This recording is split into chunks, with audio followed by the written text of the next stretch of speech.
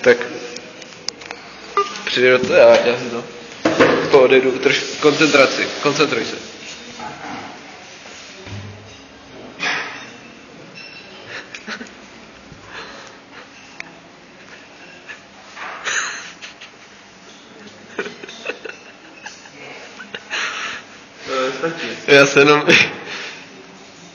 Já prostě jenom připomínám, že chce rozbít vole plechu hlavou. Možná to tak nevypadá, ale opravdu.